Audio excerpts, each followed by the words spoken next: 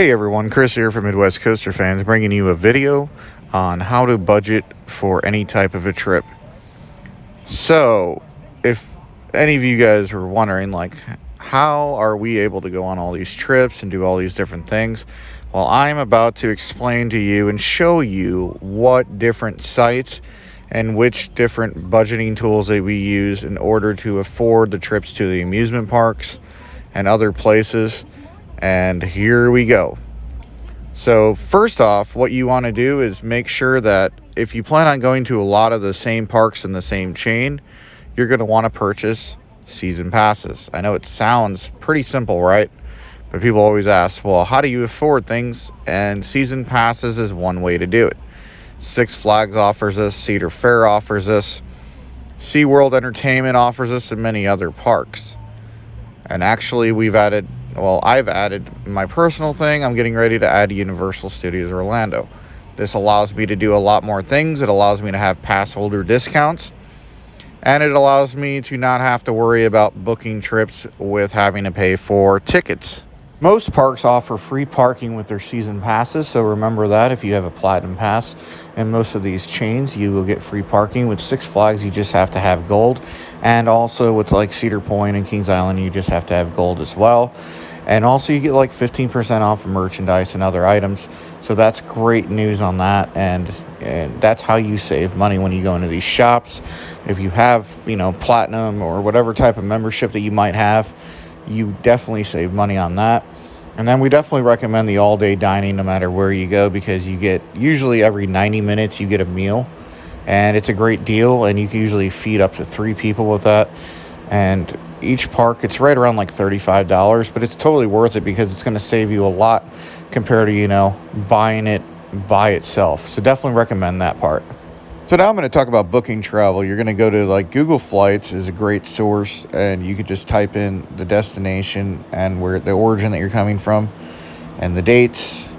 And the great part about it is it's going to show you the prices up front, show you which is the cheapest routes. The only one that's not included is a couple discount airlines in Southwest usually. And then it'll show you like which states are the cheapest, and you'll click on it and you can mess around with it. Sometimes one-way flights are cheaper, like you can fly one way to one destination and then, just have a small layover and then book another flight to the destination you're trying to go to. So that also works very well. But the great part about Google Flights is like after I select which ones I want, and it'll show like if you could do a carry-on or not. But once I select it, I don't have to really worry about anything else. I just click a link and it takes me to both pages. And with those 2 pages, I'm able to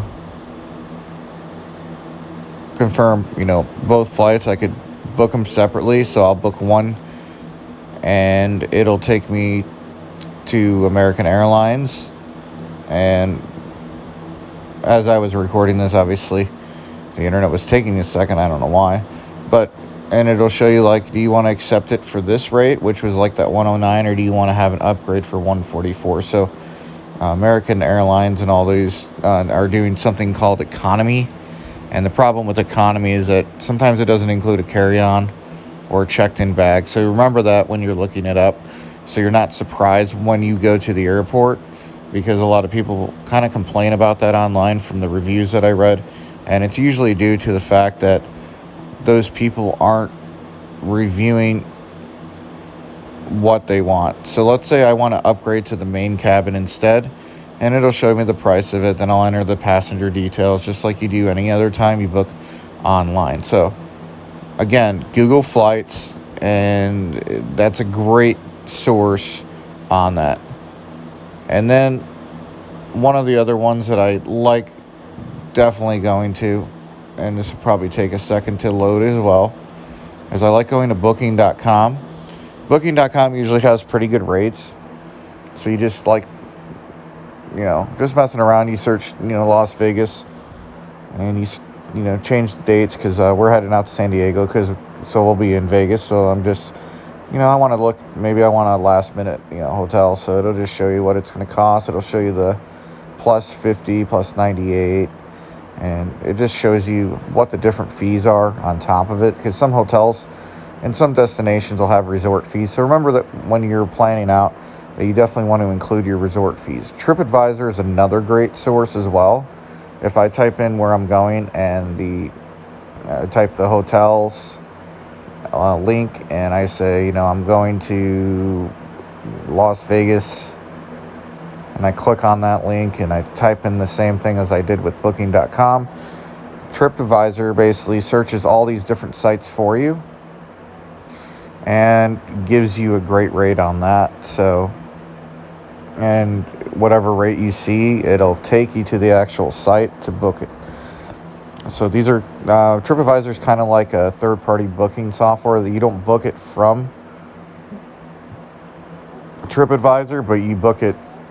You have a link that you click to and go to wherever the price is at. So TripAdvisor is definitely a great source, and you could definitely get rental cars and things of that nature. Now, if you get rental cars on these Booking.com or Priceline or TripAdvisor, you actually do save money on that. So remember that. And then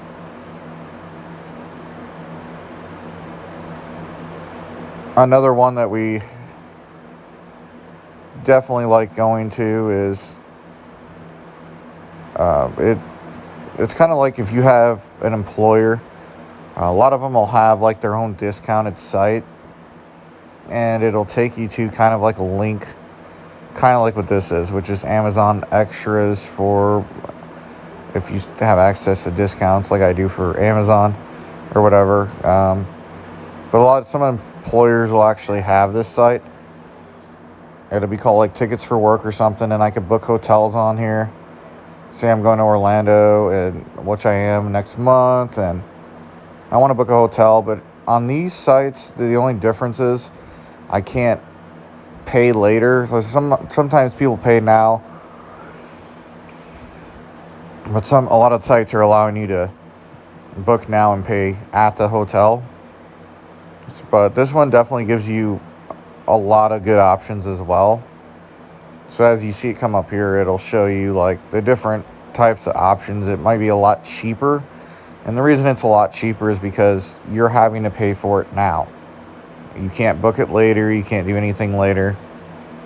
But a lot of the other discounts on like employer portals, I'll give you access to like car rental discounts, hotel discounts, flight discounts, theme park ticket discounts from tickets from work, or maybe your work's offering it on their own. It all depends. Usually it's the bigger companies that offer this, not the smaller companies, but definitely ask your employer if they have something like this. A lot of times they'll discuss this and talk about this when you're going through certain things.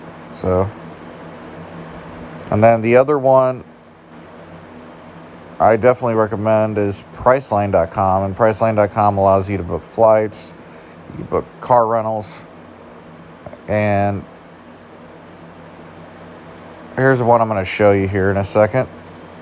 This is Southwest Airlines. So when you go to Southwest.com, even from your mobile phone, you want to click on the full site. Once you click on the full site, what's going to happen is you're going to click on the low fare calculator, and you're going to see me click on it here on this demonstration. Once you click on the low fare calculator, it's going to take you to another page. And like I said, for some reason, this is loading slower today. And you're going to type in the departure area. So I choose Indianapolis, and I arrive in Orlando. And I want to travel in May, let's say. So I'm going to hit search, and it's going to bring up this wonderful thing, kind of like what Google Flights did.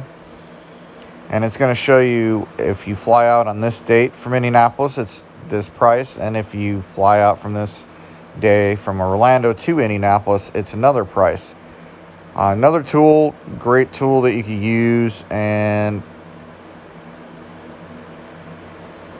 another site that I highly recommend is going to be Undercover Tourist. And what Undercover Tourist is, it's kind of their own booking thing, but it's based out of Orlando, and they offer tickets for really, really, really cheap.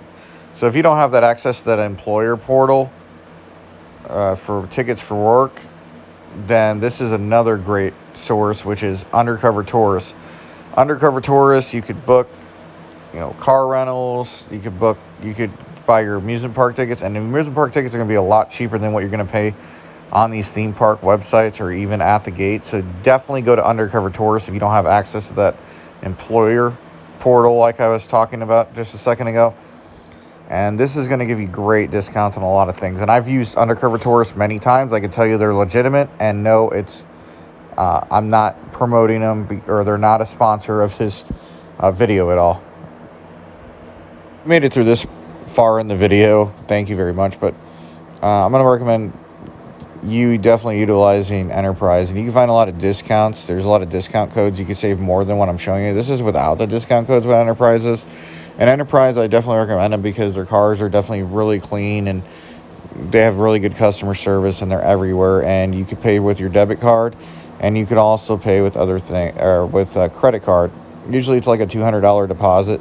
But at the airport, just remember, if you're flying in, you have to have a return flight usually. Some airports don't require it, but a lot of them do. Or you could go to Priceline.com, and then you're going to pay about the same fees you are with Enterprise without using a discount. So just remember that. A lot of these companies or a lot of these sites, tell you that you're going to save money. Yeah, if you book through like Budget or something like that through them, usually that there's a preferred partner that they're going to deal with. And Budget's pretty good too as well, and there's a lot of cheap ones out there, and you might see other ones like that as well. Just remember, when you're pricing out a trip, you're going to want to price out everything. So you want to compare everything. I know trip planning to some people is kind of hard, and there are trip planners out there, but this is how we save money. We look up everything. We look up every possible scenario, and I looked up that and find out that, hey, it's only an hour away from DC. It's actually worth it because I could put a full tank of gas for like like $30. And it's worth it because I could drive there and I could drive down to Williamsburg and back and not have to pay much to top off that tank again. So just remember that. And a lot of times Enterprise will offer it cheaper than that. So it might be like, $2.29 outside, and they might offer to refuel it for you for like $1.89. So that's why I recommend Enterprise. Usually their refuel costs are a lot cheaper than a lot of other car rental places. And then this is just me kind of looking at different flight options and trying to find out which one's the cheapest one. Is it cheaper to fly into Richmond? Is it cheaper to fly into DC? What's the cost differences? And then I just factor everything out, and then I end up deciding, hey, flying into DC is cheaper, and renting a car would be cheaper as well. Once I use my discount code, usually it takes about 10 to 15% off Enterprise, and you can find that usually anywhere. There's a lot of discount codes out there for Enterprise and a lot of other car rental companies, so you could end up paying a lot less than that, probably like $120 for 2 days. Or if you just want a one-day rental, usually it's like $40 to $60 usually. Just make sure you return it on time, and make sure you leave it clean and with a full tank. And then this is just me playing around with the calculator here and figuring out that it would be how much the actual cost would be. So that's not the total cost but that's kind of what I do on. And we're almost to the end. I appreciate you continuing to listen and watch us. But one of the other booking things for if you want to stay somewhere would be Airbnb, and you just click the destination, the dates, and it'll give you kind of the hosts in the area. I definitely recommend it. We've used it before. And if you're trying to save a lot of money, Airbnb is really good if you're like traveling solo or something like that, or with a couple friends and you're looking to save a lot of money. Airbnb is definitely a great thing. Finally, rideshare and Lyft or Uber are similar, but let's say I want to go to Charlotte International Airport and I want to just go to Carowinds. Let's say I'm just flying in for the day and I just want to check out the park and I just want to fly out in the evening. Rideshare would be a great option on that. You get all your different price options on there, and it's just great as well with Lyft or Uber. Rideshare is a great source as well to save money. And we conclude this video, and we hope that you enjoyed our video on how to do trip planning, budgeting, and just overall how we in general save money on all these trips that we make to different amusement parks all over the country and all these different cities that we might visit. And everybody always wonders, how can you make that kind of stuff happen? And this whole video kind of explained that. So if you like this video and you want to see more like it, please hit that subscribe button. We want to thank you again for supporting Midwest Coaster fans. And until next time, this is Chris signing off. And I want to thank you again for watching our video. Please be sure to watch our other video and content here on Midwest Coaster Fans.